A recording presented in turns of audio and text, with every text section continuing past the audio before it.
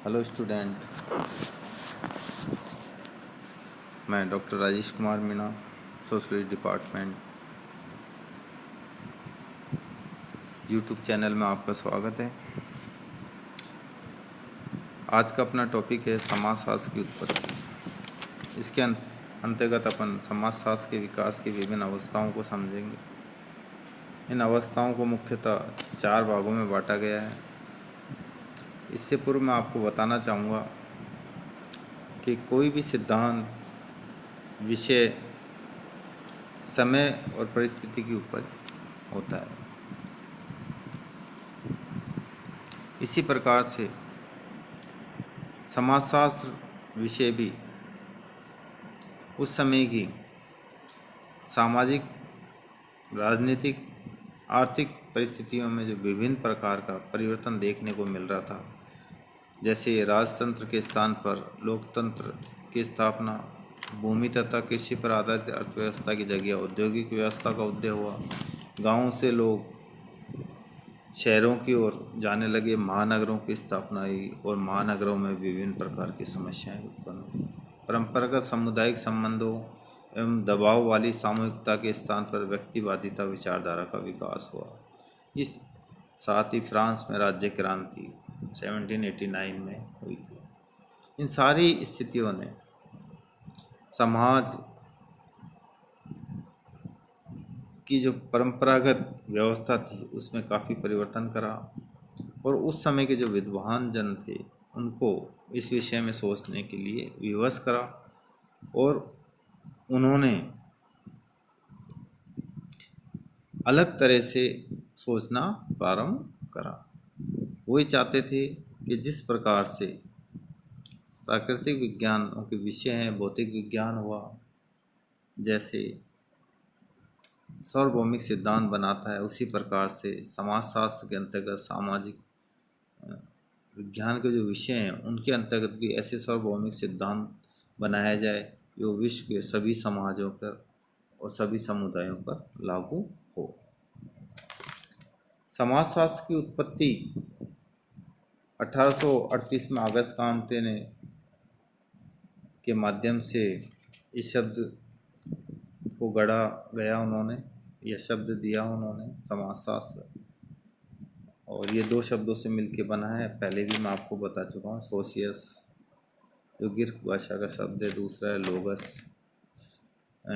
सोशियस जो लैटिन भाषा का शब्द है और लोगस जो ग्रीक भाषा का शब्द है। सोशियस समाज, लोगस माने शास्त्र, समाज का विज्ञान।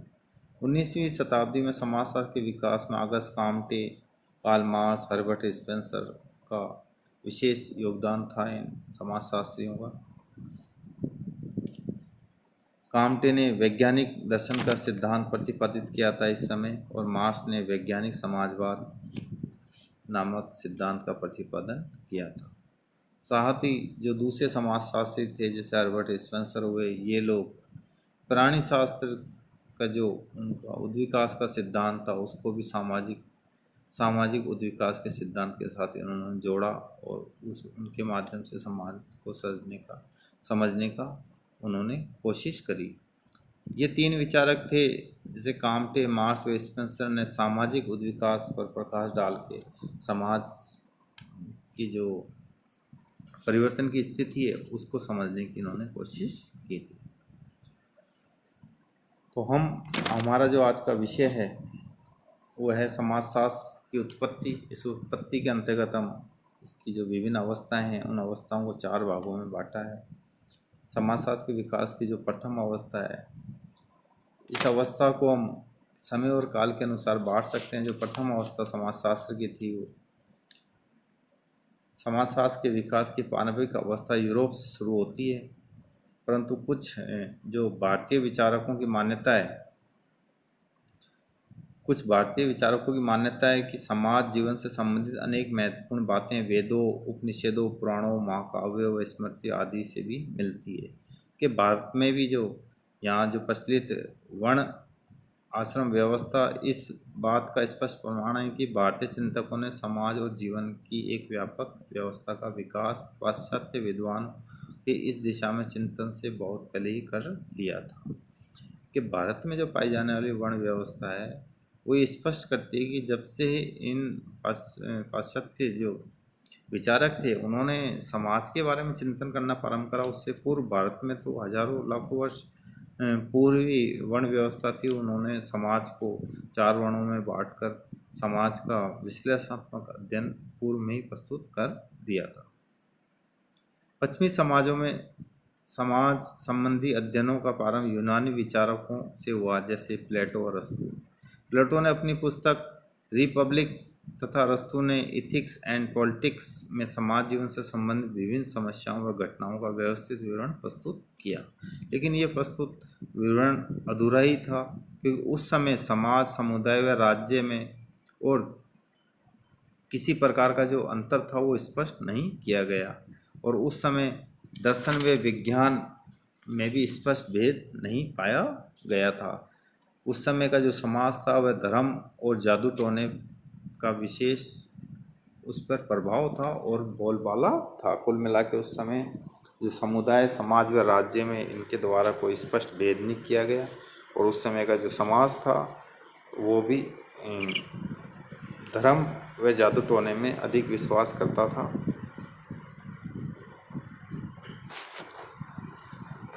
हम ये कह सकते हैं कि उस समय का जो समाजशास्त्र के उद्भव की जो स्थिति थी, तो उस समय स्पष्ट रूप से कुछ समाज की किसी प्रकार की कोई व्याख्या उस समय नहीं की गई थी। समाजशास्त्र के उद्भव की जो द्वितीय अवस्था आती है, समाजशास्त्र के विकास की द्वितीय अवस्था, इस 6वीं शताब्दी से 14वीं शताब्दी तक का जो काल है उसको इस अवस्था के अंतर्गत माना जाता है। इस अवस्था में थॉमस एक्विनस की विभिन्न रचनाएं थी।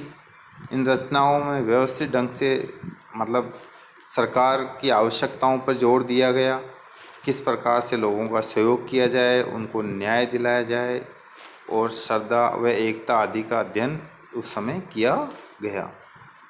लेकिन वैज्ञानिकता का प्रभाव इस समय थोड़ा बहुत देखने को मिला, और समाज के अध्ययन में कार्यकारण संबंधों पर जोर दिए जाने लगा था द्वितीय अवस्था में।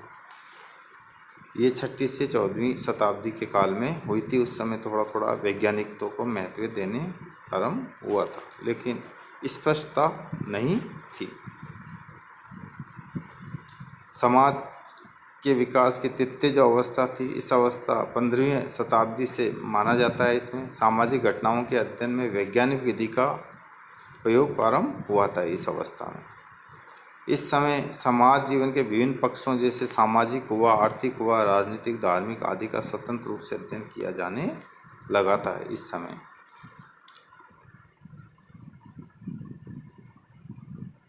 परिणाम स्वरूप विशिष्ट सामाजिक विज्ञानों जैसे अर्थशास्त्र, मनोविज्ञान, राजनीति शास्त्र, इतिहास आदि का विकास हुआ। इस काल के विचारकों के बौद्धिक चिंतन के फलस्वरूप समाजशास्त्र के विकास के लिए आवश्यक पृष्ठभूमि तैयार हो सकी। उस समय समाजशास्त्र का विकास नहीं हुआ था, लेकिन सामाजिक विज्ञान के विभिन्न विषय थे जैसे अर्थशास्त्र, मनोविज्ञान, इतिहास, राजनीति शास्त्र इत्यादि का उस समय उस पर काफ़ी प्रकाश डाला गया इन विषयों पर।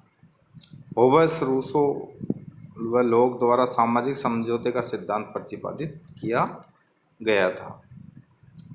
अध्ययनों में एक रूपता, विशेषीकरण का अभाव था। इस समय मतलब स्पष्टता नहीं थी कि किस विषय की विषय वस्तु क्या है, और अलग अलग विषय की विषय वस्तुओं का स्पष्टीकरण नहीं था। उसके बाद आती है समाजशास्त्र के विकास की चतुर्थ अवस्था। इस समाजशास्त्र के विकास की चतुर्थ अवस्था का प्रारंभ अगस्त काम्टे से माना जाता है, समय से माना जाता है। समाजशास्त्र के वैज्ञानिक विकास की वास्तविक अवस्था थी ये अवस्था अगस्त काम्टे के समय। फ्रांसीसी विद्वान अगस्त काम्टे के गुरु सेंट साइमन भौतिक विज्ञान के समान समाज को एक ऐसा विज्ञान बनाना चाहते थे जिसमें सामाजिक घटनाओं का व्यवस्थित एवं क्रमबद्ध अध्ययन तथा विश्लेषण किया जा सके। इसके परिणाम स्वरूप सामाजिक नियमों का पता लगाया जा सके। इन सारी चीज़ों को ध्यान में रखते हुए अगस्त काम्टे ने अपने गुरु के इन्हीं विचारों को मूर्त रूप देने का प्रयत्न करा। उन्होंने कोशिश करी कि सेंट साइमन जिस प्रकार से भौतिक विज्ञानों के समान समाज को एक जो समाजशास्त्र जो विषय था उसको भी एक ऐसा विज्ञान बनाना चाहता था कि जो जिस प्रकार से भौतिक विज्ञान के जो विषय हैं वो सार्वभौमिक नियम बनाते हैं, उस प्रकार से समाजशास्त्र भी एक सार्वभौमिक ऐसे नियम बनाए जो पूरे विश्व के सभी समाजों पर लागू हो सके। इमाइल दुर्खिम ने सर्वप्रथम जो समाजशास्त्र था उसको सामाजिक भौतिकी के नाम से पुकारा था उन्होंने, और 1838 में इसका नाम बदल के समाजशास्त्र नाम दिया गया। इसीलिए अगस्त काम्टे को फादर ऑफ सोशियोलॉजी कहा जाता है।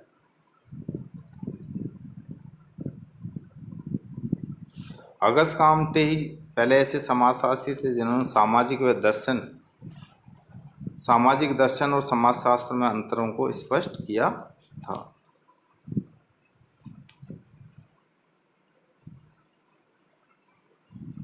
आपने स्पष्ट बताया कि प्राकृतिक घटनाओं के समान सामाजिक घटनाओं का भी वैश्विक या ऑब्जेक्टिव वस्तुनिष्ठ तरीके से अध्ययन किया जा सकता है।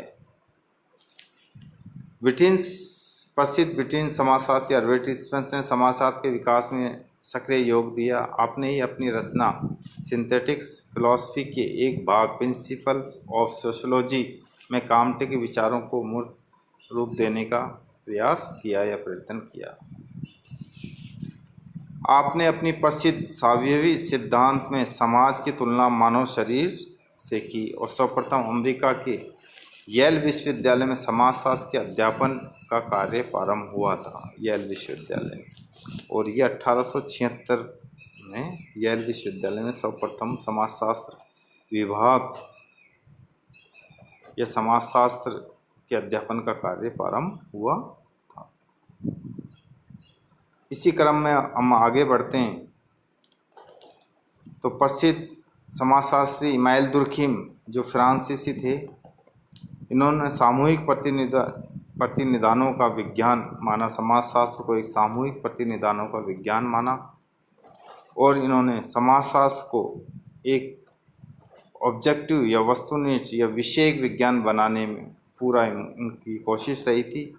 और जो विषय वस्तु थी ऐतिहासिक विधि को इन्होंने अपनाते हुए समाजशास्त्र की जो विषय वस्तु थी सामाजिक तथ्यों को माना कि समाजशास्त्र की जो विषय वस्तु सामाजिक तथ्य हैं, वो सामाजिक तथ्यों का अध्ययन करके हम समाज को बहुत ही अच्छी तरह से समझ सकते हैं। और सामाजिक तथ्य सार्वभौमिक होते हैं, सभी जगह पाए जाते हैं।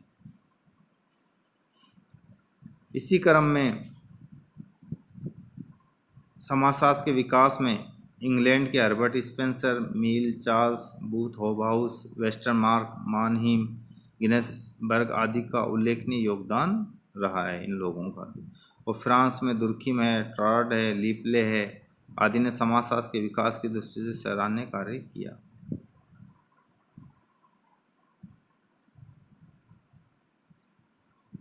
तो हम ये कह सकते हैं कि अमेरिका में समाजशास्त्र का बहुत विकास हो और वहाँ Giddings, Sumner, Ward, Park, Sorokin,